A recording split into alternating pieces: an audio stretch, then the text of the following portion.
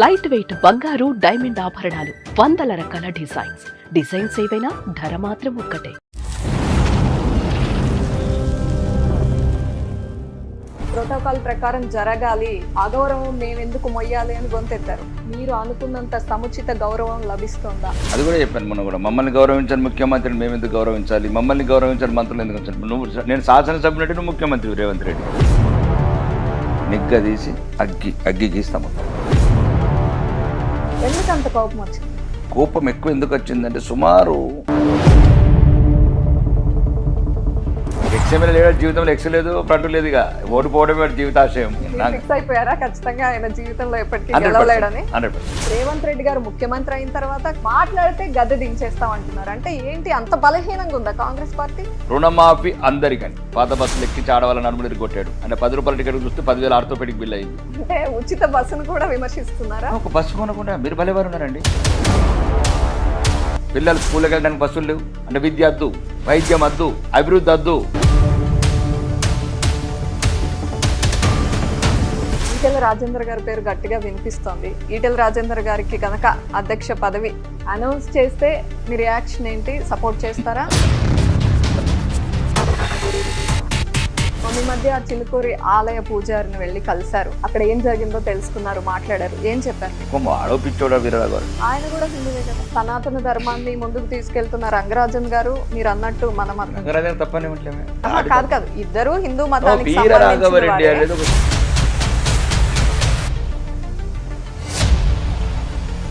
State divide అయిన తర్వాత కూడా ఇంకా పేద తెలంగాణగానే ఉందా? కేసీఆర్ కుటుంబం ఆస్తులు ఎందుకు పెరిగినాయి? ఇది ఒక్కసారి దీపం మీరు గమనించాలా. తెలంగాణ ప్రజలు ఇది కూడా ఈ పాయింట్ చూసుకోవాలి. కేసీఆర్ కూతురు 400 కోట్లతో నీళ్ళు ఎట్లా కట్టింది? అది మీరు ఇన్ని యాంకర్లకు జర్నలిస్ట్ కన్నా అడగచ్చు కదా. అప్పుడే అడగరు. అడగండి. అట్లా 9,30,000 ఉద్యోగులు అండి. రాకేష్ రెడ్డి గారు, ఇప్పుడు మీరు నా ముందున్నారు. రేవంత్ రెడ్డి గారు మీ ఎదురుగా కూర్చుంటే ఏం అడుగుతారు, ఏం ప్రశ్నిస్తారు? ఫైనల్ దమ్ముంటే రేవంత్ రెడ్డి ఈ మాటకు సమాధానం చెప్పు. దమ్ముంటే కోమటిరెడ్డి ఈ మాటకు సమాధానం చెప్పు. దమ్ముంటే పొంగురెడ్డి శ్రీనివాసరెడ్డి ఈ మాటకు సమాధానం చెప్పు.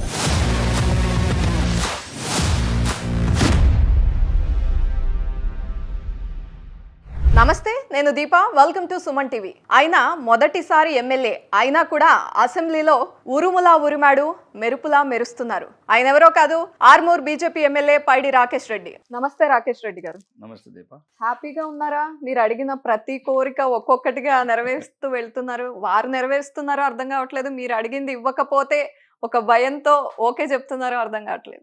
నేను అడిగేది కొడంగల్ సొమ్ము, మధిర సొమ్ము అడుగుతలేనండి. నా ఆర్మూరు ప్రజల హక్కులు అడుగుతున్నాను. నా ఆర్మూరు ప్రజల వాటా అడుగుతున్నాను. ఎవరు మేరుపై నాకెందుకండి? నా హక్కుల గురించి నిలదీస్తున్నాను. కొన్ని సాధ్యం అవుతున్నాయి, సాధ్యం కాని గురించి పోరాడుతున్నాను. ఓకే, ఇంటిగ్రేటెడ్ స్కూల్ అన్నారు, కాలేజ్ అన్నారు, అన్ని 1 by 1 చేసుకుంటూ వెళ్తుంది గవర్నమెంట్ కూడా. మీరు అడిగినవన్నీ చేయాలి కూడా. ఎందుకంటే ఇంకా నా వాటకు రావాల్సింది ఇప్పటివరకు ఇంకా 5% వచ్చింది. ఇంకా 95% వాటర్ రాలేదు నాకు. అయితే ఇప్పుడు వచ్చిన వాటితో సాటిస్ఫైడ్ గా లేరు. ముఖ్యంగా తెలంగాణ ప్రజలు అన్ని ప్రాంతాలలో ఒక ఆర్మూరే కాదు అభివృద్ధి అంటే, ఆర్మూర్తో పాటు 33 జిల్లాల అభివృద్ధి కావాలని కోరుకుంటున్నాను. వీళ్ళు పక్షపాతపూరితంగా 3 జిల్లాలకి తీసుకెళ్తున్న నిధులు కాబట్టి అది కూడా నిగదీస్తున్నాను. ఇప్పుడు తెలంగాణలో అడిగే ఒక్కటే ఎమ్మెల్యేని కదా నేను. బీర్ సీసాల రేట్లు పెంచితే మీకే కావాలా? మధ్యలో కొడంగల్కు, నల్గొండకు. అంటే తాగుడు మా వాళ్ళు, ఆరోగ్యం మేము పాడేది. దాని మీద రేట్లు పెంచుకొని ఎక్సైజ్ ఆదాయం అంతా మీ 3 జిల్లాలకు ఉండబోతారా? అంటే మీనింగ్ నిజంగా ఉత్తర తెలంగాణ, దక్షిణ తెలంగాణ వివక్ష ఉందా? నిజంగా అది నమ్ముతున్నారా గట్టిగా మీరు? స్పెషల్ డెవలప్మెంట్ ఫండ్స్ అనేది ఇంతకుముందు ఉన్న ఫామ్ హౌస్లు ఉన్న పడుకున్న మాజీ ముఖ్యమంత్రి ప్రతిపక్ష నాయకుడు ఒక సిస్టమ్ పెట్టాడు. రాజ్యాంగ విలువలు ఎట్లా తుంగలో దొక్కాలని. స్పెషల్ డెవలప్మెంట్ ఫండ్ ఎట్లయితే శాసనసభ్యులు ఇవ్వాల్సిన నిధులు ఇవ్వకుండా మా నియోజకవర్గానికి 1 కోటి రూపాయలు ఇచ్చారు. కొడంగల్కు 1,004 కోట్లు ఇచ్చారు. దానికి ఏం చెప్పాలి నేను? అదే చీఫ్ సెక్రటరీని అడుగుతున్నాను. దీని మీద సుప్రీంకోర్టులో కేసు వేద్దాం అనుకుంటున్నాను. ఆర్మూర్కు 90 లక్షలు, కొడంగల్కు 1,004 కోట్లు. అంటే ఏ రాజ్యాంగం రాసింది ఇట్లా? వెనకబాటుతనమా, ముందరగా తర్వాత మాట్లాడదాం. గతాన్ని సరిదిద్దచ్చు. గతాన్ని సరిదిద్దాలంటే భవిష్యత్తులో తరాలకు మేము సమాధానం చెప్పాలి కదా. మేము భవిష్యత్ తరాలకు కూడా సమాధానం చెప్పాలా? ఇప్పుడున్న శాసనసభ్యుడిగా నువ్వేం అడిగినావు? ఓకే, నేను అడిగానే ప్రశ్నించడం అనేది నేర్చుకోవాలి కదా. నన్ను గెలిపించిన ప్రజల అభివృద్ధి ముఖ్యం. మరియు తెలంగాణ ప్రాంతంలో ఇది, ఎందుకంటే తెలంగాణ రాష్ట్ర బడ్జెట్, ఇది తెలంగాణ రాష్ట్ర ఆదాయం కాబట్టి కొట్లాడతాను.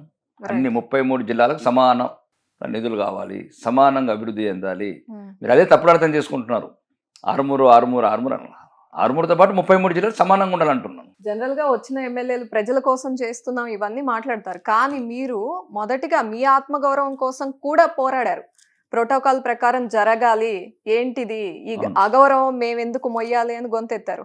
ఆ విషయంలో ఇప్పుడు హ్యాపీగానే ఉన్నారా? మీరు అనుకున్నంత సముచిత గౌరవం లభిస్తుందా? నిరంతరం అడుగుతున్నాను, నిరంతరం ప్రశ్నిస్తున్నాను. అది కూడా చెప్పాను మొన్న కూడా. మమ్మల్ని గౌరవించాలి ముఖ్యమంత్రిని మేము ఎందుకు గౌరవించాలి, మమ్మల్ని గౌరవించాలి మంత్రులు ఎందుకు ఉంచాలి? అంటే ఫర్ ఎగ్జాంపుల్ నన్ను ఎమ్మెల్యే అనుకుంటే మీరు మంత్రులు, మీరెందుకు నాకు ముఖ్యమంత్రి మంత్రులు? ఒకటే నేను ఆత్మగౌరవాన్ని మించింది ప్రపంచంలో ఏ ఆయుధం లేదు. అది ఎందుకో మరి చిన్నప్పటి నుంచి నాకు అది బాగా బలంగా నా రక్తంలోనే వెళ్ళుండిపోయింది. అది ఎవడేమనుకున్నా ఆత్మగౌరవం గురించి నిరంతరం పోరాడతా. రాజ్యాంగబద్ధంగా ఏదైతే నాకున్న శాసనసభ్యుడిగా గౌరవం కావచ్చు, ఎటువంటి విషయంలోనైనా ఏది చిన్న చూపు చూసినా నిగ్గదీసి అగ్గి గీస్తా మొత్తం. ఇట్లాంటి అంశం మీదే మొన్న ఈ మధ్య కోమటిరెడ్డి వెంకటరెడ్డి మీద ఫైర్ అయినట్టున్నారు. ఫైర్ కాదు, ఇంకా ఎదురుగా కనిపిస్తే కడిగేస్తా అన్నంత ఆవేశం కనిపించింది. ఎందుకు అంత కోపం వచ్చింది మీకు? కోపం ఎక్కువ ఎందుకు వచ్చిందంటే, సుమారు ఆరుమూరు నియోజకవర్గ ప్రజలను అవమానించినందుకు. ఆరుమూరు నియోజకవర్గ ప్రజలు ఒక వ్యక్తిని అసహించుకుంటున్నారు అక్కడ. ఇప్పుడు ఏదైతే అధికార పార్టీని అసహించుకుంటున్నారో తిరస్కరించారు 2 సార్లు. అతన్ని రాజ్యాంగబద్ధ పదవిలో ఉన్న కలెక్టర్కు ఈ రాజ్యాంగబద్ధ పదవిలో ఉన్న మంత్రి ప్రమాణం చేసి అక్కడ ఇతను ఎమ్మెల్యే అని పరిచయం చేస్తున్నాడు. ఇంకా కడగకపోతే నాట్ ఎక్స్ఎమ్మెల్యే ఎమ్మెల్యే అని పరిచయం చేస్తున్నారా? ఎక్స్ఎమ్మెల్యే లేదు, జీవితంలో ఎక్స్ లేదు, ఫ్రంట్ లేదు, ఇక ఓడిపోవడమే జీవితాశయం. ఓకే, మీరు ఫిక్స్ అయిపోయారా ఖచ్చితంగా ఆయన జీవితంలో ఎప్పటికీ గెలవలేడని? 100%. అంటే నేను అనేది ఏంటంటే, ఒక ప్రజలు అసహించుకున్న వాళ్ళని, ప్రజలను తిరస్కరించిన వాళ్ళని, ప్రజలు ఓడించిన వాళ్ళని, ఒక రాజ్యాంగబద్ధంగా వాళ్ళు గెలిపించుకున్నారు నన్ను వాళ్ళ బిడ్డగా, ఒక పోరాట యోధుడిగా, వాళ్ళ సమస్యల మీద గొంతెత్తుతా అక్కడున్న ఒక మాజీ శాసనసభ్యుడి మీద తిరగబడ్డ తొలి ఆరుమూరు బిడ్డ అని గౌరవించి నన్ను గెలిపించారు. వాళ్ళ నిర్ణయాన్ని కూడా అవమానించినట్లే కదా నువ్వు. ప్రజాస్వామ్యయుతంగా వ్యక్తులకు అభిప్రాయాలు ఉండొచ్చండి.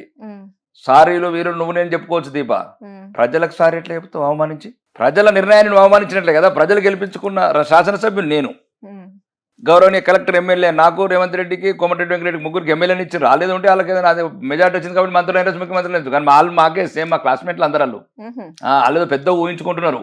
వాళ్ళకి ఇచ్చింది కూడా కలెక్టర్ అదే ఎమ్మెల్యే అని, మాకు ఇచ్చింది కూడా కలెక్టర్ ఎలక్షన్ కమిషన్ ఎమ్మెల్యేనే. ఎమ్మెల్యే వాళ్ళు సర్టిఫికేట్ నుండి మంత్రి అని ఉండదు.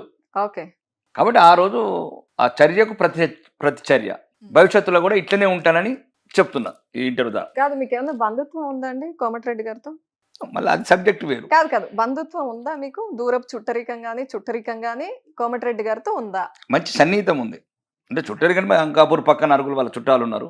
అట్లా ఆ జగన్ చుట్టాలు ఎక్కడ. మీరు ఆ సందర్భంగా ఒక మాట మాట్లాడారు, కోమటిరెడ్డి కుటుంబం మీద ఉన్న గౌరవంతో ఎక్కువ మాట్లాడకుండా ఆపేస్తున్నాను, కానీ ఇంకా ఎక్కువగా మాట్లాడితే నా చర్యలు వేరే విధంగా ఉంటాయంటూ హెచ్చరించారు. అందుకని బంధుత్వం ఏదైనా ఉందా? అదే నేను చెప్తున్నాను కదా. అంటే దాని ఉద్దేశం ఏంటంటే, నాకు ఇప్పుడు రాజగోపాల్ అన్న మంచి స్నేహితుడు. అంటే కోమటిరెడ్డి కుటుంబంతో మంచి సన్నిహిత సంబంధాలు ఉన్నాయి. ఇప్పుడు సన్నిహిత సంబంధాలు ఉన్నప్పుడు కొన్నిసార్లు ఇంకా దిగమింగుకోవాల్సి వస్తుంది. ఇంకా దిగమింగలేని స్టేజ్కి వెళ్ళిపోయింది అవమానం. రెండోది దాని ద్వారా ఏం చెప్పగలిగినానంటే, ఇప్పుడున్న రాష్ట్ర ప్రభుత్వంలో ఉన్న పెద్దలందరికీ చెప్పిన, ఈట్ కా జవాబ్ పత్తర్ సే దేతాం, ఒక్కటంటే 100 అంటాం మిమ్మల్ని బరాబర్ లెక్క. కాంగ్రెస్ పార్టీని కూడా ప్రజలే గెలిపించింది, ప్రజలే ఎమ్మెల్యేలుగా నిర్ణయించారు, ముఖ్యమంత్రి గారు రేవంత్ రెడ్డి గారు ఉన్నారు. మరి అటువంటప్పుడు అవిశ్వాస తీర్మానం పెడతాం, దించేస్తాం, ఆయన్ని గద్దె దించుతాం అని ఎట్లా మాట్లాడగలిగారు? అదే చెప్పాను కదా, ప్రజలు కోరుకునేది అది. మళ్ళీ అది కూడా చెప్పాను, ఒక ప్రతిపక్ష నాయకుడుగా ప్రజలు కోరుకుంటున్నారు కాబట్టి ఏమైనా కాంగ్రెస్ లాగా దొంగచాటు పార్టీ మార్పులు చేస్తాం. నేను బహిరంగంగా తెలంగాణ మాట్లాడింది ఒకే ఒక ఎమ్మెల్యే, ప్రజాస్వామ్యయుతంగా అవిశ్వాస తీర్మానం పెడతామన్నా. రాజ్యాంగం మాకు ఇచ్చిన హక్కు అది. కొడంగల్ ప్రజలు అడుగుతున్నారు అవిశ్వాస తీర్మానం పెట్టుకోనంటే, మీరు ఎక్కడికో వెళ్తున్నారు. కొడంగల్ ప్రజలు అక్కడికి వెళ్ళి పోటీ చేసిన అభ్యర్థి కూడా ఉండదు, పేరుంది మొబైల్ ఫోన్ లో ఉంది. చాలా మంది ప్రజలు అడుగుతున్నారు. కొడంగల్ రాకేష్ రెడ్డి గారు, గత ప్రభుత్వాలు ఇంతకు ముందు చాలా మంది ముఖ్యమంత్రులు ఉన్నారు, చాలా ప్రభుత్వాలు మారాయి, కానీ అప్పుడెప్పుడు ఈ విధంగా అంటే ప్రభుత్వాన్ని పడగొట్టేస్తాం, ముఖ్యమంత్రిని దించేస్తామని ఎప్పుడు ఎవరు ఇంత గోల చేయలేదు. కానీ రేవంత్ రెడ్డి గారు ముఖ్యమంత్రి అయిన తర్వాత, కాంగ్రెస్ పార్టీ అధికారంలోకి వచ్చిన తర్వాత, అంటే ఎమ్మెల్యేలు కానివ్వండి, పార్టీలు కానివ్వండి, మాట్లాడితే గద్దె దించేస్తాం అంటున్నారు. అంటే ఏంటి, అంత బలహీనంగా ఉందా కాంగ్రెస్ పార్టీ? ఫస్ట్ మీరు 2 తేడాలు తెలుసుకోవాలి దీప. పడగొట్టడం వేరు, ప్రజాస్వామ్యయుతంగా అవిశ్వాస తీర్మానం పెట్టి దించేయడం వేరు. నేను ఓన్లీ అంబేద్కర్ గారు రాసిన రాజ్యాంగబద్ధంగానే ప్రశ్నిస్తున్నా. ఏంటంటే, తెలంగాణ ప్రజలను నమ్మించి గొంతు కోశాడు రేవంత్ రెడ్డి. కాంగ్రెస్ ప్రభుత్వం కానీ రేవంత్ రెడ్డి గొంతు కోశాడు. సో అతను చెప్పాడు రుణమాఫీ అందరికని. రుణమాఫీ అందరికని కొందరికి వేసాడు. ఒకటి పక్కన పెడదాం, చేసిన ఏదో 2-3 పనులు అవి. పాత బస్సులు ఎక్కి ఆడవాళ్ళ నడుములు కొట్టాడు. అంటే 10 రూపాయల టికెట్ చూస్తే 10,000 ఆర్థోపెడిక్ బిల్ అయింది. అంటే ఉచిత బస్సును కూడా విమర్శిస్తున్నారా? ఒక బస్సు కొనకుండా మీరు భలేవారు ఉన్నారండి. ఇప్పుడు మీరు బస్సులు కొనండి, ఇంకా 5,000 బస్సులు. అంటే ఎక్కడైతే నీకు అత్యవసర పనులకు హాస్పిటల్కి వెళ్ళే వాళ్ళకి బస్సులు లేవు, పిల్లలు స్కూల్కి వెళ్ళడానికి బస్సులు లేవు, ఆడవాళ్ళకు వేరే వేరే రకరకాల సమస్యలు ఉండి హాస్పిటల్కి పోతే బస్సులు లేవు, అర్జెంట్ అత్యవసర పనుల మీద ఎమర్జెన్సీ పనుల మీద బస్సులు లేవు, వాటర్ షాటల తంబాకు వేసుకుంటూ బిడీలు చేసుకుంటున్నారు బస్సులల్లో, కాయగూరలు అమ్ముకుంటున్నారు, కొత్తిమీర కాయలు వేపాకు అమ్ముకుంటున్నారు బస్సులల్లో. అంటే నేనేమంటున్నానంటే ఒకవేళ నీకు గవర్నమెంట్ ఆ రకంగా నేను తప్పు పట్టట్లేదు, ఒక చర్యలు కొన్ని ఉంటాయి, కానీ బస్సులు కొను. ఇప్పుడు నీకు మరి పిల్లలకు స్కూల్ కదా, అంటే విద్య వద్దు, వైద్యం వద్దు, అభివృద్ధి వద్దు, ప్రజలని ఇట్లాంటి ఉచిత తాయిలాలు పెట్టి వాళ్ళని ఒక రకంగా బలహీనులను చేసి ఇప్పుడు మీరు వెళ్తున్నారండి.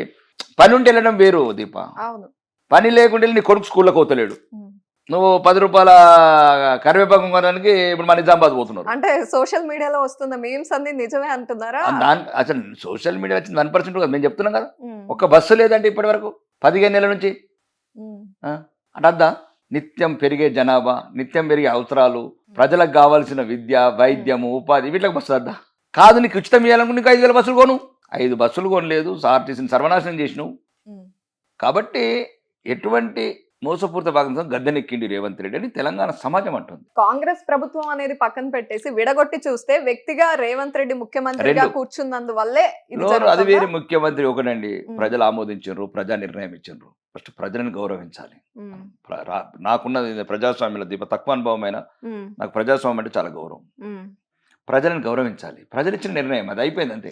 ప్రజలు నిర్ణయం ఇచ్చిన దాన్ని మనం రేవంత్ రెడ్డా లేకపోతే అవసరం అనుకుంటే అద్దంకి దయాకర్ని పెట్టుకుంటారా, లేకపోతే ఇంకెవరన్నా కోమరెడ్డి రాజగోపాల్ అంటే ఉత్తమ్ కుమార్ రెడ్డిని పెట్టుకుంటారా, లేదా కొంతమంది బట్టి విక్రమార్కని పెట్టుకుంటారా. కొన్ని ఛానళ్లలో ఆల్రెడీ ముఖ్యమంత్రి వస్తుంటే అసలు ఎవరు సీట్ల మీదకి వెళ్ళి అంటే తెలంగాణ సమాజానికి ఏం చెప్పాలనుకుంటున్నారు? ప్రభుత్వం అని చెప్తున్నారు కదా, అందుకని ఫ్రెండ్లీ వేరు, అవమానపరచడం వేరు. అదే అవమానకరంగా నిలబడట్లేదు, రెస్పెక్ట్ ఇవ్వట్లేదు. అదే అట్లాంటి చాలా సంఘటనలు జరిగినాయి, తెలంగాణ సమాజం గమనిస్తుంది. ఓకే, అది వాళ్ళ ఇంతర్గత వ్యవహారం అనుకున్నా. కొన్ని రాజ్యాంగం మీరు ఇలా రూమ్లలో ఎట్లన్నా ఆయన విలువిస్తారా ఇచ్చారా మాకు సంబంధం లేదు లోపల. కానీ ఏదైతే ప్రభుత్వ సభలు ఉంటాయో, ప్రభుత్వ ఎక్కడైతే సమావేశాలు ఉంటాయో అక్కడ మాత్రం మీరు కంపల్సరీ ముఖ్యమంత్రి గారికి గౌరవం ఇవ్వాల్సింది. That is different point. రెండోది, ఇప్పుడు ఎందుకు గద్దె దించాలంటే తెలంగాణ ప్రజలు ఎందుకు చెప్తున్నారంటే మహిళలకు 2,500 అని చెప్పాడు, ఇంతవరకు ఇవ్వలేదు. పెన్షన్స్ 4,000 చేస్తాడు, అవన్నీ వీడియోలో చెప్పిండు. ఈ నెల ఆగుండ్రి, నెక్స్ట్ నెల నుంచి 4,000 తీసుకుని అన్నాడు. మా ఆర్మూరు సభలు అన్నాడు, ఇంకా కావాలంటే మీకు వీడియో అవుతుంది. ఆర్మూరు సభలు కూడా అన్నాడు ఏమని, అత్తకు 4,000, కోడలకు 2,500, గ్యాస్ ఇట్లా ఏమేమి కోరికలు అన్నీ చెప్పిండు అన్నట్లు. అత్తలకు 4,000 ఇవ్వలేదు, కోడళ్ళకు 2,500 ఇవ్వలేదు, ఆటో రిక్షా డ్రైవర్లకు 12,000 ఇవ్వలేదు, అమ్మాయిలకు స్టూడెంట్లకు స్కూటీలు ఇవ్వలేదు. రెండోది, అందరికీ రుణమాఫీ కొందరికి వేశారు. అంటే పరిపాలన దక్షత లేకుండా, ఎటువంటి అభివృద్ధి లేకుండా ఈ గ్రామాలలో అభివృద్ధి మొత్తం పడకేసింది దీప. రేవంత్ రెడ్డి సర్కార్ని ఉంచకూడదు, కాంగ్రెస్ ప్రభుత్వాన్ని ఉంచకూడదని తెలంగాణ ప్రజలు కోరుకుంటున్నారు. దానికి నేను కొనసాగింపే ప్రజాస్వామ్యయుతంగా గద్దె దించడం అందరం ఒకటే అని అన్నాను. అంటే ఢిల్లీ విజయం తర్వాత తెలంగాణ బీజేపీలో ఏమైనా మార్పు వచ్చిందా? ఎక్కువ శక్తి పుంజుకుందాం, దేశవ్యాప్తంగా ఇంకా విస్తరిస్తున్నాం అనే ఒక ఆలోచనలో ఉందా బీజేపీ పార్టీ? మరి ఏం దేశవ్యాప్తంగా ఏ పార్టీ ఉంది ఇప్పుడు? ఇంకా కొన్ని ప్లేసెస్ లో లేదు కదా, ఢిల్లీ లాంటి ప్లేస్ లో ఘన విజయం సాధించారు. అవును, అదే నిజమే. కానీ ఒకటి ఏంటంటే ఇప్పటికీ 20 రాష్ట్రాలలో విస్తరించడం. ఇంకా కాంగ్రెస్ అనేది ఇంకేది 3 రాష్ట్రాలలో 9 ఓడిపోయే ముక్కు. ఇంకా నాకు తెలిసి ఇంకా 99% 3 రాష్ట్రాలకి వెళ్ళి కూడా కంప్లీట్ క్లియర్ చేస్తాము. క్లియర్ చేసి మా కోరిక కూడా మహాత్మా గాంధీ కోరికని వీళ్ళు 75 సంవత్సరాలుగా మోసం చేసిన గాంధీ కుటుంబం.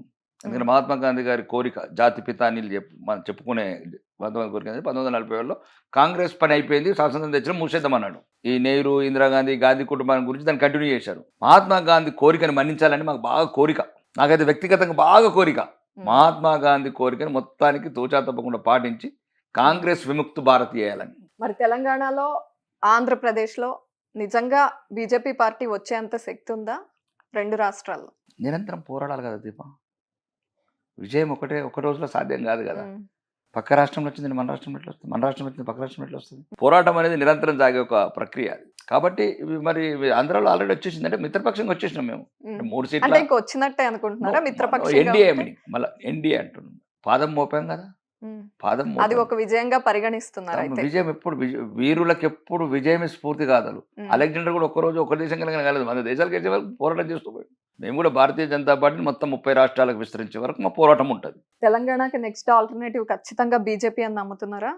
ప్రజలు బీజేపీ వైపే చూస్తున్నారని అనుకుంటున్నారా? మాకన్నా తెలంగాణ ప్రజలు 1000 రెట్లు చూస్తున్నారు భారతీయ జనతా పార్టీ వైపు.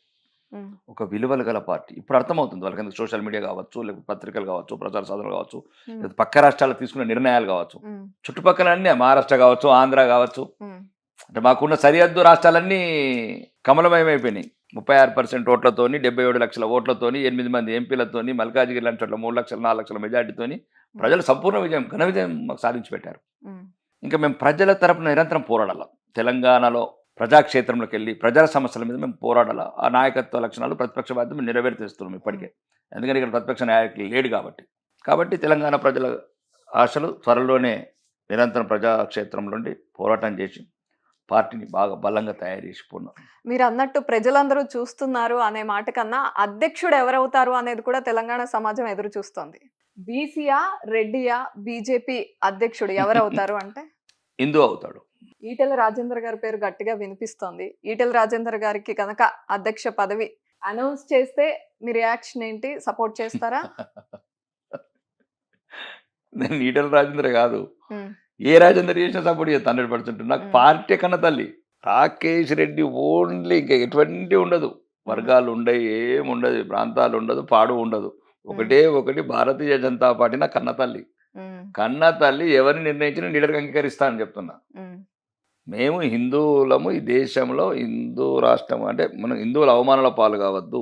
ఉమ్, హిందువులు అంటే ప్రపంచంలో ఉన్న ఏకైక దేశంలో ఒక సురక్షితంగా ఉండాలా, గౌరవంగా బతకాలని కోరుకుంటాం. మేము పెద్ద కోరికలు కావు దీప. మేము దీన్ని ఇస్లామిక్ దేశంగా మార్చాలనుకుంటలేం, కాంగ్రెస్ అనుకున్నట్టు. అది ఒక పెద్ద స్టేట్మెంట్ అవుతుంది. ఇస్లామిక్ దేశంగా మార్చాలని అనుకుంటుందా కాంగ్రెస్ పార్టీ ఇండియాని? అవును, అదే కదా. ఏ విధంగా ఏ విధంగా అంటే ఫస్ట్ దేశాన్ని ఎందుకు విడగొట్టింది? దేశాన్ని విడగొట్టింది ఎవరు? అప్పుడు భారతీయ జనతా పార్టీ లేదు ఈ దేశంలో. అప్పుడు దేశాన్ని విడగొట్టిన పార్టీ ఇది. అంటే దేశాన్ని విడగొట్టినావు. ఏ ప్రతిపదికను విడగొట్టినావు? మత ప్రతిపదికను విడగొట్టినావు. అంటే మత రాజకీయం మొదలు పెట్టినవే నువ్వు కదా. మత రాజకీయం నువ్వు మొదలు పెట్టినావు. రాజ్యాంగాన్ని తుంగలు దుక్కటం నువ్వు మొదలు పెట్టినావు. 356 ఆర్టికల్ని తుంగలు దుక్కటం నువ్వు మొదలు పెట్టావు. మాజీ ప్రధానమంత్రిని గుల్జార్ నంద్ లాంటి వారిని లాల్ బహదూర్ అవమానించడం నువ్వు మొదలు పెట్టినావు. కుటుంబ రాజకీయము, వ్యక్తి పూజ నువ్వు మొదలు పెట్టినావు. దేశాన్ని వేలాది లక్షలాది మంది భగత్ సింగ్ లాంటి బిడ్డలు, సుభాష్ చంద్రబోస్ వీరులు సాధించుకున్న స్వాతంత్రాన్ని ఎమర్జెన్సీ పీరియడ్ ధ్వంసం చేసిన కుటుంబం నువ్వు. ఇప్పుడు తమిళనాడులో 1500 సంవత్సరాల నుంచి నీకు ఇస్లామే లేదు. అప్పుడు నువ్వు బగ్బుట్ ఎట్లయితే నీకు 500 మంది, సుమారు 540 మంది ఉన్న ఒక పార్లమెంట్ లోపల 218 మంది వాళ్ళు వ్యతిరేకిస్తుంది. 206 మంది హిందూ ఎంపీలు ఉన్నారు. కొద్దిగా జ్ఞానం ఉండాలి కదా. అంటే నీ మొత్తం నీ హిందూ సమాజం సర్వనాశనం కావాలా, హిందూ సమాజం నిర్మించబడాలి, మీరు హిందూ ఎంపీలు ఎట్లా అవుతారు? మీ జాతిని మీరు కాపాడుకోరా? దాంట్లో ఏముంది చట్ట సవరణ? ఏదైనా ఉంటే జ్యుడిషియల్ సిస్టంలో, ఇండియన్ కాన్స్టిట్యూషన్ సిస్టంలో రావాలని పెట్టినరు. ఇక రాజ్యాంగం సంబంధం లేదు, సుప్రీంకోర్టు పవర్స్ లేవు. అదేం సవరణ అండి అది? నువ్వు 4 చేసుకోవచ్చు, 40 మందిని కానొచ్చు. కామన్ సివిల్ ఎవరు? అంబేద్కర్ గారు చెప్పిందే కదా. ఇన్ఫర్మేషన్ కూడా ఎవరు చెప్పారు దీపా? ఎవరు చెప్పారు? ఈ రాజ్యాంగ స్ఫూర్తి భారతరత్న అంబేద్కర్ గారు రాసిన రాజ్యాంగం దీపా. ఇది ఎవరు మాట్లాడతలేరు. ఈ దేశద్రోహి పార్టీ అయిన కాంగ్రెస్ మాటలు ఇంకా నమ్ముతున్నారు.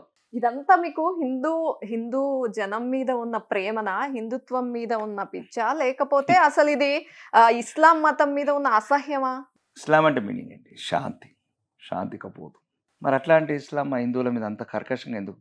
అంటే అది కొంతమంది వ్యక్తులు చేసింది. మతం మొత్తానికి, మేము అదే- మతం మొత్తాన్ని అనడం కరెక్టేనా? మతానికి ఆపాదించడం. ఇండియన్, మళ్ళీ మీకు అదే చెప్తాను, ఇండియన్ ముస్లిమ్స్ ఏమంటలేం. దే ఆర్ ఆల్ అవర్ పూర్వీకులు, మా పూర్వీకులు, మా బ్లడ్, మా డిఎన్ఏ. సో ఎప్పుడు రాకేష్ రెడ్డి గారు అవమానించినా, ఏదైనా అవమానకరంగా మాట్లాడినా ఇండియన్ ముస్లిమ్స్ ని కాదు. నేను ఇప్పటి వరకు నేను రాజకీయ జీవితంలోకి వచ్చిన నుంచి ఒక్కసారి కూడా ముస్లిమ్స్ని విమర్శించలేదు. ఒక్కసారి కూడా. మీరు ఏ ఇంటర్వ్యూలో చూడండి. ఉమ్, మేము ఎవరైతే దేశద్రోహులు ఉన్నారో, ఎవరైతే దేశ రాజ్యాంగాన్ని నడివిద తగలబెడదామంటున్నారో, అఫ్జల్ గురు లాంటి పార్లమెంటు మీద దాడి చేసిన వాళ్ళని సమర్థిస్తున్నారో, జమ్మూ కాశ్మీర్లో మా కశ్మీర్ పండితులని, ఆడవాళ్ళ శీలాలు తీసి రంపాల మీద కోస్తున్నారు. ఆనా కొడుకులతోనే పంచాయతీ. దాంట్లో ఎటువంటి సంకోచం లేదు. మొన్న ఈ మధ్య చిలుకూరి ఆలయ పూజారిని వెళ్ళి కలిశారు. అవును, అక్కడ ఏం జరిగిందో తెలుసుకున్నారు, మాట్లాడారు. ఏం చెప్పారు మీకు? నేను చెప్పాను, వీరరాఘవరెడ్డి నేలక కట్టేయాలని చెప్తున్నాను బహిరంగంగా.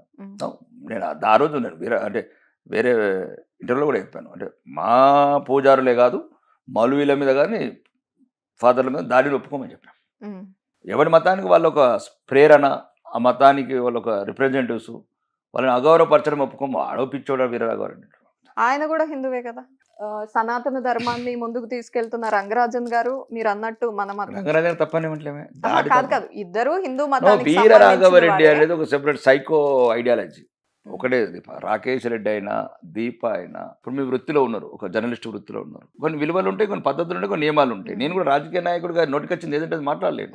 కాబట్టి అది ఆ దాడిని తీవ్రంగా ఖండిస్తున్నాం, రంగరాజన్ మీద దాడిని. కానీ ఎటువంటి విలువలు లేనోడు వాడేవాడు 20 మందిని గుండాలని తీసుకెళ్లి నల్లటి యూనిఫామ్ చేసి ప్రతి ఒక్కరు చట్టాన్ని చేతకు తీసుకుంటే ఎట్లా? నీ ఒక విధానం ఉన్నది. నీలాంటి వాళ్ళు కోట్లాది మంది ఉన్నారు ఈ ధర్మానికి పాటుపడ్డారు. నువ్వు ఒక ధర్మంతో శాశ్వతంగా నేను చెప్పదనుకుని చెప్పు. అంటే మీతో మాట్లాడినప్పుడు రంగరాజన్ గారు ఏమన్నా చెప్పడం జరిగిందా? ధర్మాన్ని కాపాడే వ్యక్తులలో ధర్మాన్ని ఒక ప్రేరణ కొన్ని వేలాది మంది అక్కడ ఒక రకమైన నమ్మకం క్రియేట్ అయింది అతని వల్ల. అంటే మేము వెళ్తుంటే ఆ రోజు కూడా వెళ్ళినప్పుడు చుట్టూ తిరుగుతూ ఉన్నారు. అక్కడ ఒక ఫేమస్ ఏదో ప్రదక్షిణలు చేయడం. ఇప్పుడు మా భార్య కూడా తిరుగుతుంది, మా భార్య తిరుగుతుంది, మా కూతురు కూడా, మా కూతురు మంచి ఫస్ట్ క్లాస్ మార్కులు వస్తే నేను చిలుకూరు భరించి నమ్మకం. కాబట్టి అట్లాంటి వ్యక్తిని కొన్ని విషయాలు ఉంటాయి, మాటలు చెప్పాము. ఎప్పుడు ఏ సమయం వచ్చినా మీకు అందుబాటులో ఉంటాము, ఏ సమయం ఫోన్ సరే. ఇట్లాంటి ఎప్పుడు కూడా మీరు ఇబ్బంది పడకండి. సబ్ కుछ हम लोग संभालते हैं, ऐसा लोगों को कैसा संभालना हमारा पास मालूम है అని చెప్పి. అసలు చనిపోయిన తర్వాత ఎక్స్గ్రేషియా ఇవ్వడం ఏంటి, ఇదేం పద్ధతి అంటూ నిలదీశారు. అవును, ఎందుకంత బాధ వచ్చింది? సుమారు 57 మంది పిల్లలు చనిపోయారు హాస్టల్లో. చనిపోక ముందు అరికడదామని నేను అంటున్నా. తెలంగాణ రాష్ట్ర వ్యాప్తంగా మనకి ఏవైతే 26,000 స్కూల్స్ ఏవైతే ఉన్నాయో, మొత్తం స్కూల్స్ కావచ్చు, ఇంకా అక్కడ ఏమేమి సమస్యలు ఉన్నాయి, మనం ఏదైతే ప్రజాకర్షణ పథకాలను పక్కన పెట్టి, ప్రజల్ని సోమరిపోతులు చేసే పథకాలను పక్కన పెట్టి, ప్రజలకు పనికొచ్చి భవిష్యత్తు భారత యువతని మనం ఎట్ట తయారు చేయాలి, వాళ్ళకి సరైన చదువు, ఆరోగ్యము, సరైన మౌలిక వసతులు అని నేను చెప్తున్నాను. అదే దాని ఉద్దేశం ఏంటంటే చనిపోయినాక ఎక్స్గ్రేషియా ఇస్తారా? ఇప్పుడు 57 మందికి ఎక్స్గ్రేషియా ఇచ్చినట్లే కదా. మరి చనిపోకముందు సరిగ్గా కడుపు నుండి అన్నం పెడదామా? లేకపోతే ఆడపిల్లలకు కనీస స్కూల్స్లో బాత్రూమ్స్, రన్నింగ్ వాటర్స్, లైబ్రరీస్, లేకపోతే వాటి ఫర్నిచర్స్, పవర్స్, అంటే ఒక మంచి మన పిల్లలు చదువుకునే ఒక వాతావరణం క్రియేట్ చేద్దామని నేను అంటున్నాను. అందుకోసం సంవత్సరం నుంచి చెప్తున్నాను. ఇప్పటికి కూడా నాకు 125 ఉన్నది 191 రాష్ట్ర వ్యాప్తంగా స్టడీ చేస్తున్నాను ఆ సబ్జెక్టు. ఇప్పుడు నేను చేసిన తర్వాత ఇప్పుడు గౌరవనీయ, ఇప్పుడు నేనంటే పర్లేదు, నేను మామూలు శాసనసభ్యుని అనుకో, నాకున్న తెలుగుతో కొద్దిగా మాట్లాడాను. మరి ఇప్పుడు ఆయన రాష్ట్ర ప్రభుత్వము కమిషన్ వేసింది, ఎవరు ఐఏఎస్ ఆఫీసర్, మాజీ ఐఏఎస్ ఆఫీసర్ మురళి గారని. నేను చెప్పిన ఆకునూరు మురళి గారు అవే సమస్యలు చెప్తున్నారు అన్ని చోట్ల. నేను అదే చెప్తున్నాను, పేదవాడికి కావాల్సింది ఏంది? విద్య. పేదవాడికి కావాల్సింది ఏంది? వైద్యము. నేను నిరంతరం కొట్లాడేది అది, విద్య, వైద్యం, ఉపాధి. ఉపాధి గురించి ముఖ్యమంత్రి గారు కూడా చెప్పాను. 2 జిల్లాలలో, ఈ తెలంగాణ ఉత్తర తెలంగాణలో ఒక ఎస్సీజెడ్ ఉంది మాకు, స్పెషల్ ఎకనామిక్ జోన్ అని, అక్కడ నందిపేటలో ఒక్క ఇండస్ట్రీ లేదండి 11 సంవత్సరాలే. ఈయన 40,000 కోట్లు తెచ్చినట్టు దావోస్కెళ్ళి, అవి ఎక్కడున్నా నాకు అర్థం కాదు. మళ్ళీ మొన్న 150,000 కోట్లు అంటారు. అలాంటి మా నిజామాబాదే కాదు, ఆదిలాబాద్ కావచ్చు, ఆసిఫాబాద్ కావచ్చు, కరీంనగర్ కావచ్చు, వరంగల్ కావచ్చు, రూరల్ తెలంగాణ అన్ని చోట్ల పెడతాం ఇండస్ట్రీస్. అన్ని చోట్ల యువత డెవలప్ కానీ. చైనా లాంటి కంట్రీలో అన్ని చోట్ల ఒకరి కేంద్రీకృతం కాదు దీపం. నేనేమంటున్నానంటే, ఇప్పుడు ఉదాహరణకు 75% మీరు హైదరాబాద్ చుట్టుపక్కల ఇన్వెస్ట్ చేసుకోండి, కాదంటలేదు. కానీ మీరు కనీస బాధ్యత పెట్టండి ఆ ఇండస్ట్రియలిస్ట్కు. ఏదైతే మీకు 150,000 కోట్లు ఇప్పుడు అంటున్నారో, పబ్లిసిటీ అన్ని పెట్టుకున్నారు రోడ్ల మీద హోర్డింగ్స్, అందులోకి వెళ్ళి 25% రూరల్కు కండిషన్ పెట్టండి అని నేను అంటున్నాను. 150,000 కోట్లు సుమారు 40,000 కోట్లు అవుతాయి దీప. 40,000 కోట్లు మా పాత ఉమ్మడి జిల్లాలు ఉన్నాయి, 9 జిల్లాలు. అంటే హైదరాబాద్ తీసేసి 9 జిల్లాలు. ఎట్లా హైదరాబాద్, రంగారెడ్డి అందరికి కావాల్సిందే. ఇంక 8 జిల్లాలు. 8 జిల్లాలలో మాకు 40,000 కోట్లు కేటాయించమంటాం ఇండస్ట్రీస్కు. అంటే కండిషన్, ఎవడైతే 10,000 కోట్లు పెడతాడో నువ్వు 2,500 కోట్లు వరంగల్ పెట్టు. ఇంకొకడు ఎవరు 10,000 కోట్లు పెడతాడో నువ్వు ఖమ్మంలో 2,500 కోట్లు పెట్టు. 10,000 అంటే ఫర్ ఎగ్జాంపుల్ 25% ఒక జిల్లాని కేటాయించుకో. 150,000 కోట్లు, ఇంతకుముందు తెచ్చిన 50,000 కోట్లు, 2 లక్షల కోట్లు. 25% ఈ యువత మొత్తం వినాలి దయచేసి. తెలంగాణలో మేధావులు, ఇంటలెక్చువల్స్, లాయర్లు కావచ్చు, డాక్టర్లు కావచ్చు, యాక్టర్లు కావచ్చు, మీరందరూ వినాలి. ఇది ఒక్కటి, ఇది తెలంగాణకి ఎప్పటికీ మరుపురాని పథకం అయిపోతుంది. ఎవడు ఏ ఇండస్ట్రీస్ అయినా వాడికి ఎట్లయితే ఔటర్ రింగ్ రోడ్ చుట్టూ భూములు కావాలని కోరుకుంటుండో, ఫ్యాబ్ సిటీలో భూములు కావాలని కోరుకుంటుండో, చందన్వల్లి దగ్గర భూములు కావాలని కోరుకుంటుండో, ఎట్లయితే మీరు అదేంది ఇన్ఫోసిస్కు అక్కడ ఇచ్చినట్టు, ఇంకో దానికి రయేజాకి ఇచ్చినట్టు, పోచారంలో 400 ఎకరాలు ఇచ్చారు కదా, మాకు అభ్యంతరం లేదు. కానీ వాడు పెట్టే ఇన్వెస్ట్మెంట్లో రూరల్ తెలంగాణలో 25% పెట్టాలి. ఏమైంది? రూరల్ ఏం తక్కలేదు. ఇక్కడ నుంచి ఖమ్మంకు 4 లేన్ రోడ్ ఉంది, ఇక్కడ నుంచి వరంగల్కు 4 లేన్ రోడ్ ఉంది, ఇక్కడ నుంచి ఆదిలాబాద్కు. మాకు రోడ్లు ఎందుకు లేవు? అన్నీ ఉన్నాయి మా దగ్గర. రోడ్లు ఉన్నాయి, నీళ్లు ఉన్నాయి, ప్రకృతి ఉంది, అడవులు ఉన్నాయి, కొండలు ఉన్నాయి, పచ్చిక బయళ్ళు ఉన్నాయి. అన్నిటికన్నా మించి పేద తెలంగాణ ఉంది, బతకలేని తెలంగాణ ఉంది, బడికి పోని తెలంగాణ ఉంది, బతుకుకు బాధలు పడుతున్న తెలంగాణ ఉంది. వాళ్ళ గురించి అక్కడ ఇండస్ట్రీ పెట్టాలని అంటున్నాను. కాదు రాకేష్ రెడ్డి గారు, ఇక్కడ ఒక్క విషయం, స్టేట్ డివైడ్ అయిన తర్వాత కూడా ఇంకా పేద తెలంగాణగానే ఉందా? అంటే కొందరు రాకేష్ రెడ్డి, రేవంత్ రెడ్డి కోటీశ్వర్లు అయితే అందరూ అయినట్లేనా? తెలంగాణ స్టేట్ డివైడ్ అయిన తర్వాత చేంజెస్ లేవా? సోమరిపోతులను చేసినాం. మిగులు బడ్జెట్ ఉన్న రాష్ట్రాన్ని అప్పులమయం చేశాం. మరి కేసీఆర్ కుటుంబం ఆస్తులు ఎందుకు పెరిగినాయి? ఇది ఒక్కసారి దీపం మీరు గమనించాలా. తెలంగాణ ప్రజలు ఇది కూడా ఈ పాయింట్ చూసుకోవాలా. రాజకీయ నాయకుల ఆస్తులు ఎందుకు పెరుగుతున్నాయి? పాయింట్ 1. రాష్ట్రం అప్పులు ఎందుకు పెరుగుతున్నాయి? పాయింట్ 2. దయచేసి దేశం మొత్తానికి వర్తిస్తుంది. ప్రజలు ఆలోచించండి. వీడి తెలివి కుటుంబానికి ఎట్లా పరిమితం అవుతుంది? కుటుంబంలో లాభాలు ఎందుకు వస్తున్నాయి? ఇలా భార్యలు నడిపిన కుటుంబాలు కంపెనీలు ఎందుకు లాభాల బాటలు పోతున్నాయి? వీళ్ళు సంతకాలు పెట్టే ఫైళ్ళు ఎందుకు అప్పుల పాలవుతున్నాయి పథకాలు? రెండోది, మిగులు బడ్జెట్ ఉన్న రాష్ట్రం ఈరోజు నిండు పార్లమెంట్లో చెప్పింది ఆర్థిక శాఖ మంత్రి అప్పులోకి నెట్టేశారండి. మరి అప్పులోకి నెట్టితే వీళ్ళు కూడా అప్పుల పాలు కావాలి కదా రాజకీయ నాయకులు. కేసీఆర్ కూతురు 400 కోట్లతో నీళ్ళు ఎట్లా కట్టింది? కేసీఆర్ కోట్లకు 100 కంపెనీలు ఎట్లా వచ్చినాయి? ఇప్పుడు రాష్ట్రం అప్పుల పాలైంది కదా. నీకు ఈయనకు సరిగ్గా తెలుసో తెలియక పరిపాలన. మరి కుటుంబం మీద అంత మంచిగా ఎట్లా చేసినావు? ఏమి లేని సంతోషరావు ఎట్లా అంటే రాజకీయ నాయకులు ఇప్పుడు వీళ్ళు కావచ్చు, వాళ్ళు కావచ్చు, ఎవరైనా కావచ్చు. నేను అడిగే ప్రశ్న ఇది. రాష్ట్రాన్ని అప్పుల పాలు చేస్తారు, కుటుంబాలు లక్షల కోట్లకి వెళ్తాయి. ఇది ఇప్పుడు తెలంగాణలో జరుగుతున్న రాజకీయం. కూలిపోయే కాళేశ్వరం ఎట్లా కట్టినాం? 50,000 కోట్ల అవినీతి అని నువ్వే చెప్పినావు. ఇప్పుడున్న ప్రభుత్వం ఎందుకు చర్యలు తీసుకుంటలేరు? అవినీతి తప్ప ఏదో కొద్దిపాటి అభివృద్ధి చూపించి తెలంగాణ ప్రజలకు స్థాయిలాలు ఇచ్చి మోసపూరిత వాగ్దానాలతో 10 ఏళ్ళు గద్దెనేలి ఇదేం రాజకీయం అండి? సాఫ్ట్వేర్ కంపెనీ పుట్టకముందే ఉన్నది ఇక్కడ. కేటీఆర్ తెచ్చి పెట్టినట్లు ఆయన సాఫ్ట్వేర్ ఉద్యోగి. మీరు భలే మాట్లాడుతున్నాండి. కేటీఆర్ గారు సాఫ్ట్వేర్ డెవలప్ అయింది అట్లేదు. అది మీరు ఇన్ని యాంకర్లకు జర్నలిస్టుల కన్నా అడగచ్చు కదా. అప్పుడే అడగరు. అడగండి. అట్లా 9,30,000 ఉద్యోగులు అండి. రాకేష్ రెడ్డి ఇప్పుడు మీరు నా ముందున్నారు. నిజంగా భూముల విలువ ఆయన చెప్పినట్టు కేటీఆర్ గారు చెప్పినట్టు పెరిగిందా లేదా? మళ్ళీ నేను అదే చెప్తున్నాను. మళ్ళీ భూముల విలువ మనం పెంచుకున్నాం. ఇట్లా పేకట అన్నట్లు. ఇగో నువ్వు 20 కొను, నేను 25 కొంటా, నేను 30 కొను, నేను 40 కొంటా, 50 కొను. ఆడొక ఇండస్ట్రీ వచ్చిందా? ఆడొక ఇంటర్నేషనల్ స్కూల్ వచ్చిందా? ఆడ ఇన్ఫ్రా డెవలప్మెంట్ అయిందా? ఆడ 10 ఉద్యోగాలు వచ్చినాయా? ఒక సాఫ్ట్వేర్ కంపెనీ వచ్చిందా? ప్రజల్ని మోసం చేసి హైదరాబాద్ చుట్టూనంత అవినీతి డబ్బునంతా 20 లక్షల కోట్ల ఏదైతే అవినీతి చేసినా డబ్బులంతా రూరల్ డెవలప్ చేసి ఆ రూరల్ కూడా బతకకుండా చేశారు పేదోళ్ళని. వారు చెప్పేది ఏంటంటే నీరు అన్ని చోట్లకి పారేలా మేము చేశాము, నీటి ప్రాజెక్టులు తీసుకొచ్చాము, నీరు నిధులు నియామకాలు అంటూ వచ్చాము, మేము చేశాం కాబట్టి ఆ నీరు అన్ని ప్రాంతాలకు వచ్చింది కాబట్టి పెరిగాయి భూముల రేట్లు అనేది కదా. ఇప్పుడు దమ్ముంటే ఒక మాట అడుగుతున్నానండి అందరికీ. మొన్న కాళేశ్వరం వాటర్ రాకుండా కూడా ఒక్క నీటి బొట్టు రిలీజ్ చేయకుండా కూడా 1,53,00,000 టన్నుల వరి ఎట్లా పండింది? దీనికి సమాధానం చెప్పండి తెలుగు ఉన్నోడు. 1,53,00,000 టన్నుల వరి ఎట్లా పండింది? కాళేశ్వరం గేట్లు మూసేసి మేడిగడ్డ ప్రమాదం వల్ల ప్రమాదం, అది ప్రాజెక్టే కూలిపోతుంది, 1,00,000 కోట్లు వృధా అవుతాయంటే ఈసారి ఒక నీటి బొట్టు వదలలేదు దీప.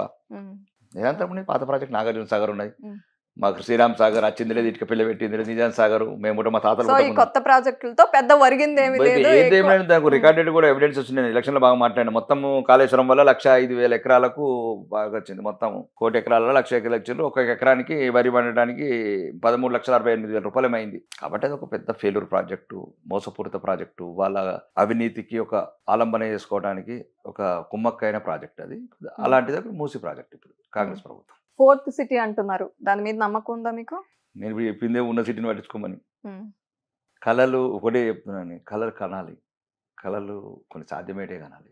కానీ ప్రజలను మోసం చేసి ఇప్పుడు ఏం కావాలా? ఇప్పుడు నేను చెప్తున్నాను కదా, తెలంగాణ వ్యాప్తంగా కనీస వసతులు లేవు స్కూళ్ళల్లో, గ్రామీణాల్లో మౌలిక వసతులు లేవు, డ్రైనేజెస్ లేవు, సీసీ రోడ్స్ లేవు, సింపుల్ దాన్ని ఆర్మూర్ తీసుకుంటే అన్ని చెప్తాను నీకు. అన్ని తెలంగాణ ఆర్మూర్ అన్ని మోస్ట్ డెవలప్డ్ ఇంకా మంచిగా 30 గ్రామ పంచాయతీలు 75 ఏళ్ళ గ్రామీణ భారతంలో. మాకున్న 87 విలేజ్లో 35 గ్రామ పంచాయతీలు. గ్రామ పంచాయతీలు ఫస్ట్ సిటిజన్ కూర్చుండేదానికి లేవు, గ్రామ పంచాయతీలు లేవు, వైకుంఠ ధామాలు లేవు. అవి కూడా కేంద్ర ప్రభుత్వం నుంచి ఏవైతే నిధులు వచ్చినా అవి వల్లనే ఒక్క మౌలిక వసతులు లేవు, విద్య లేదు, వైద్యం లేదు, ఉపాధి లేదు, ఓన్లీ ప్రకటనలు. కానీ ఆర్మూర్ నియోజకవర్గంలోనే ఇన్ని డిఫెక్ట్స్ ఉన్నాయి, ఇలాంటి గ్రామ పంచాయతీలే లేవు అని చెప్తున్న మీరు, అంతగా ఆవేదన చెందుతున్న మీరు, కొన్ని పోస్టర్లు మీ మీదే వెలిసాయి నందిపేట లాంటి ఏరియాలో, 8 ప్రశ్నలతో కూడిన పోస్టర్స్ అలాంటివి. తప్పేం లేదు, 8 ప్రశ్నలు వేశారు, సమాధానం చెప్పారా? 80 ప్రశ్నలతో ప్రశ్నించారు కదా, బహిరంగంగా స్టేట్మెంట్ ఇచ్చిన కదా. నేను అలా చెప్పింది ఏంటంటే, ఒకవేళ నేను ఎలక్షన్లో మళ్ళీ క్లియర్గా ఉన్నాను ఆ సబ్జెక్ట్ మీద, రేవంత్ రెడ్డికి బహిరంగంగా సవాల్ ఇచ్చాను నేను. అది ఒకవేళ నేను ఎన్నికలలో గెలిస్తే, ఒకవేళ ప్రభుత్వం ఇల్లు కట్టిపోకపోతే ఊరుకు 10 ఇల్లు కట్టిస్తాను, ప్రభుత్వం కట్టియకపోతే మాట మీద నేను వచ్చి నుంచి అదే మాట్లాడుతున్నాను కదా. గవర్నమెంట్ వస్తే ఇప్పుడు దాన్ని నా ప్రభుత్వం వస్తే ముందు ఇంప్లిమెంట్ చేసేవాళ్ళం. ఓకే, ప్రతిపక్షంలో కొట్లాడుతున్నాం, 3,500 ఇల్లు శాంక్షన్ చేసినాం. అవే కదా ఇల్లు.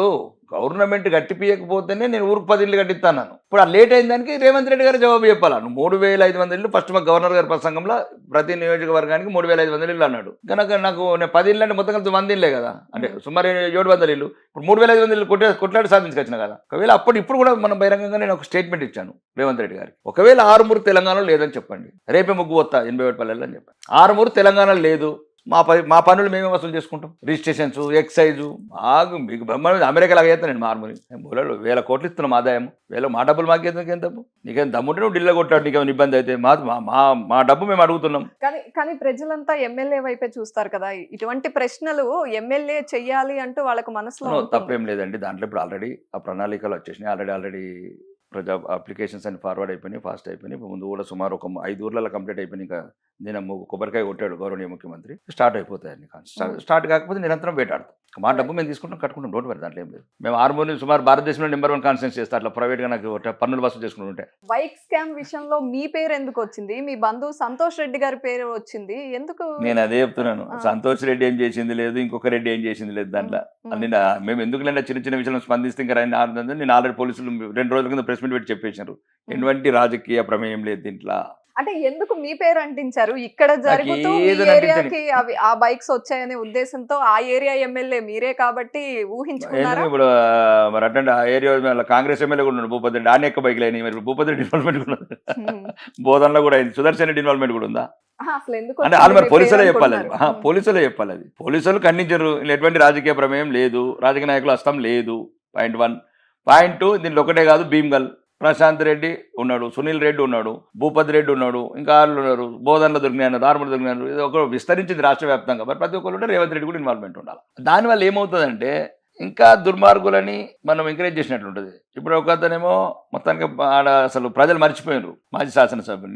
నేను ఏ కొద్దిగా ఇచ్చిన పానం పోసినట్లు అవుతుంది. పాముకు పానం పోయడం ఇష్టం లేదు, ఆ పాము మళ్ళీ నా ప్రజలనే కాటేస్తుంది. కాబట్టి ఆ పాముకు పానం పోయొద్దు అనుకుంటున్నా. ఇక ఇంకొకటి జీవితాంతము అదేమంటారు, ఇంకా విజయం అనేది ఆ జీవితంలో కనుచూపు చూడని వ్యక్తి. ఇప్పటికే 2 సార్లు ఓడిపోయాడు. ఇంకా నాకు తెలిసి ఇంకా 3-4 సార్లు ఓడిపోయిన తర్వాత కూడా ఇంకా అతను రాజకీయాల్లో గవే ఏవైతే చిన్న చిలిపి పనులు చేస్తున్నాడో చిలిపి పనులు చేసుకుంటూ ఉండాలి. మీకు ఇంకా ఏమేమి కావాలనుకుంటున్నారు? ఇంకా ఏం పెండింగ్ లో ఉన్నాయి ఆర్మూర్ నియోజకవర్గానికి సంబంధించి కానీ తెలంగాణ వ్యాప్తంగా కానీ మీ కోరికలు ఏంటి? ఒకటి, ఫస్ట్ ఆర్మూర్కి వచ్చే వరకల్లా 125 స్కూళ్ళలో బాత్రూములు లేవు, 191 ఉన్నాయి. నిండు అసెంబ్లీలో మాట్లాడిన శ్రీధర్ బాబు గారు త్వరలోనే మరి ఏందో ఆర్థిక ఇప్పుడు బడ్జెట్లు ఇస్తానన్నాడు. నేనేం అడుగుతలేను, పెద్ద కొడంగల్ లాగానో మదిరలాగానో నల్గొండలాగా 1000 కోట్లు వద్దంటున్నాం. కనీసం పేద పిల్లలు చదువుకునే విద్యనన్నా కొద్దిగా మంచిగా ఇద్దాము. స్కూల్కి కావాల్సిన కొన్ని కంపౌండర్స్ కావచ్చు, రన్నింగ్ వాటర్స్ కావచ్చు, లేడీస్ కొన్ని ఇబ్బందికరమైన పిల్లలు ఉంటారు, ఎదిగిన పిల్లలు ఉంటారు, వాళ్ళకి ఇబ్బంది కాకుండా కొన్ని సౌకర్యాలు కల్పిద్దామని చెప్తున్నాను నేను. మౌలిక వసతులు గ్రామాలలో ఏముంటాయి మేడం?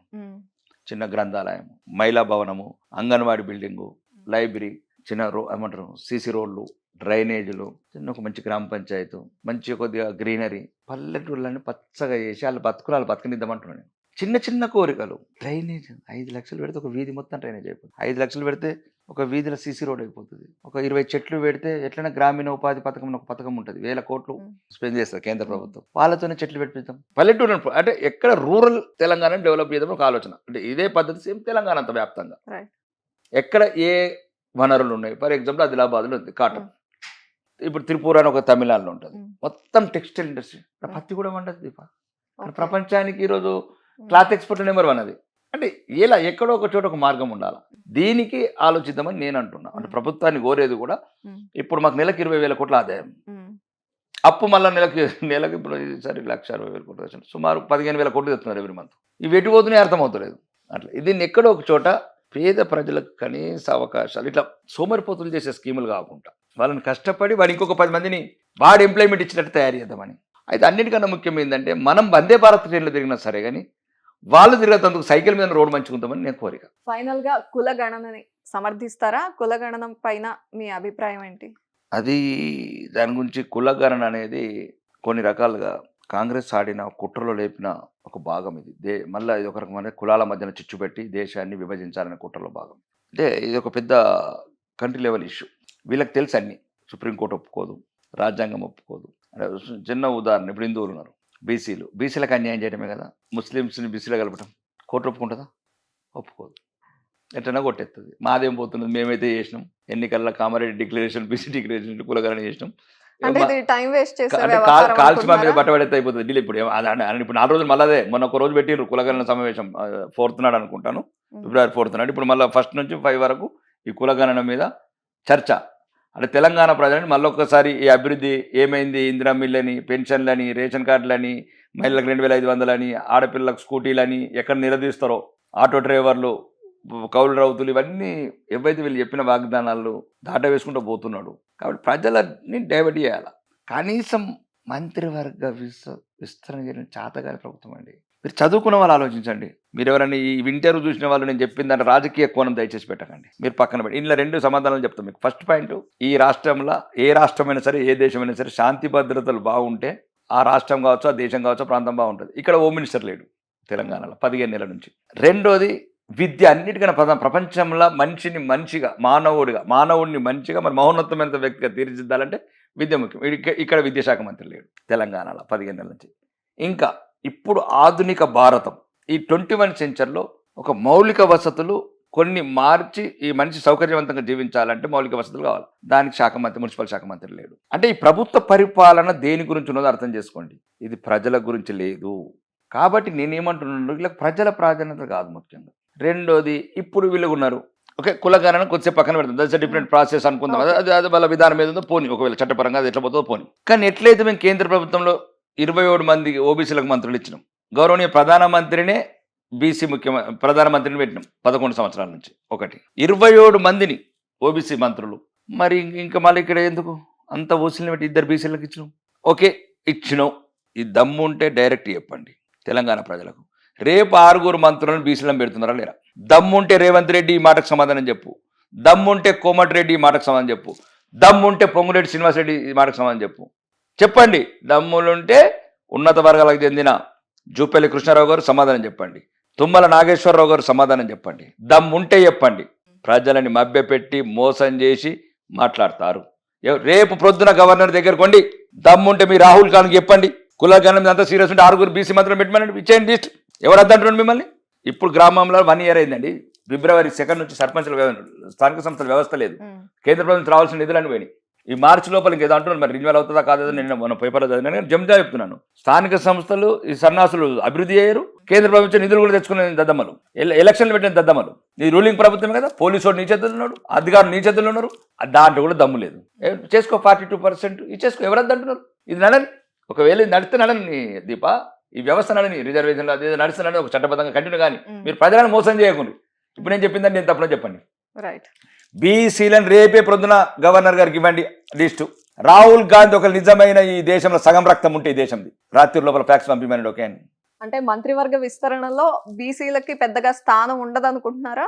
ఉండేదంటే ఇప్పటివరకు ఎందుకు ఇంకా ఉంది కదా. ఇంకా మళ్ళీ అదే అంటుంది, ఇంకా 15 నెలలు, మరి ఇంకా 48 నెలలకి చేయండి. హోటల్ మూసేటప్పుడు ఫుల్ భోజనం అన్నం పెట్టుది. ఇప్పుడు ఉదయం నుంచి ఆకలి అని చచ్చిండు. ఉదయం నుంచి ఆకలి అంటే ఎవడో హోటల్ మూసేటప్పుడు తినరా అంటాడట, పాడైపోయింది. అయితే తీన్మార్ మల్లన్న చేసిన వ్యాఖ్యలన్నీ బీసీలకు అన్యాయం జరిగింది, లెక్క తప్పింది, ఇదొక సమాధి లాగా భావిస్తాను బీసీల విషయంలో అంటూ ఆయన వ్యాఖ్యానించారు. తీన్మార్ మల్లన్న విషయంలో ఒకటే నేను చెప్పేది, ఆయన ఓసీ, నేను బీసీ. తీన్మార్ మల్లన్న నా దృష్టిలో బీసీ గాడు. ఎట్లా అంటున్నారు ఇది ఓసీ అని? ఆయన ఓసీ కదా, పక్క రాష్ట్రంలో ఓసీ, ఇక్కడ బీసీ ఎట్లా అవుతాడు? ఆయన బీసీ అయితే నేను బీసీ అవుతాను. నేను మహారాష్ట్రలో నేను బీసీ రెడ్డి. మిగతా రాష్ట్రాల విషయం మనకెందుకు? ఉమ్మడి రాష్ట్రం ఆంధ్రప్రదేశ్ పక్క రాష్ట్రం అండి, తెలుగు రాష్ట్రము. అవును, విడిపోయింది కదా. విడిపోక ముందు కూడా సేమ్ ఇదే అన్యాయం. అప్పుడు అక్కడ ఓసీ, ఇక్కడ బీసీ. అంటే ఒక్కటి కొన్ని కమ్యూనిటీస్ ఉన్నాయి అట్లాంటి.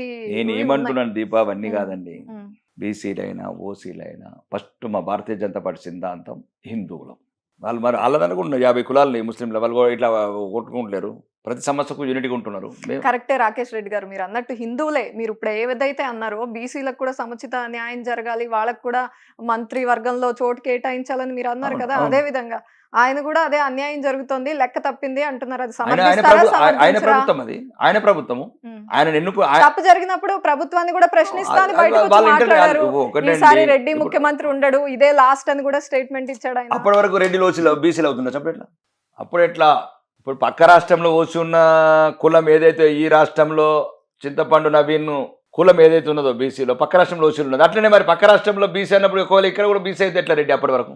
ఇది కాదండి, బీసీల అభివృద్ధి ముఖ్యం, బడుగు బలహీన వర్గాల అభివృద్ధి ముఖ్యం. ఏం కావాలో అడుగు. మల్లన్న లాంటి వాళ్ళు మంచి వ్యక్తులు, కొద్దిగా ప్రశ్నించే గొంతులు పక్కదారి పడుతున్నాయి. పక్కదారి పట్టద్దు.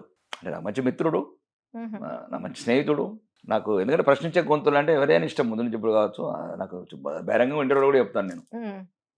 నాకేం ఇబ్బంది ఏమి లేదు. కొంత ఇన్ఫ్లుయెన్స్ ఏదో జరుగుతుంది అనుకుంటున్నారా అలాంటి ప్రశ్నించే గొంతు మీద? మళ్ళా నేను ఏమంటున్నా, ప్రశ్నించే గొంతు ఇప్పుడు అడగమంటున్నా. ఫస్ట్ మంత్రులలో ఇప్పుడు ప్రాధాన్యత ఇవ్వమంటున్నా. ఇప్పుడు 12 మంది మంత్రులు కొంతమందిని తీసేయి. ఒకవేళ మీకు 6 ఎక్స్టెన్షన్ లేదు, 12 మంది కొంతమంది రెడ్డిలను తీసేయి. మరి ఇప్పుడు ఓసీలను తీసి పెట్టండి. జూపల్లి కృష్ణారావు వెల్మ ఓసీ, కమ్మ తుమ్మల నాగేశ్వరరావు 2, పొంగులేటి శ్రీనివాసరెడ్డి 3, అతని పేరు ఏంది ఇంకా రెడ్డి, ఉత్తమ్ కుమార్ రెడ్డి ఆయన పేరు, ఇంకా ఎవరు ఉంటారు అక్కడ, కోమటిరెడ్డి వెంకటరెడ్డి, రేవంత్ రెడ్డి.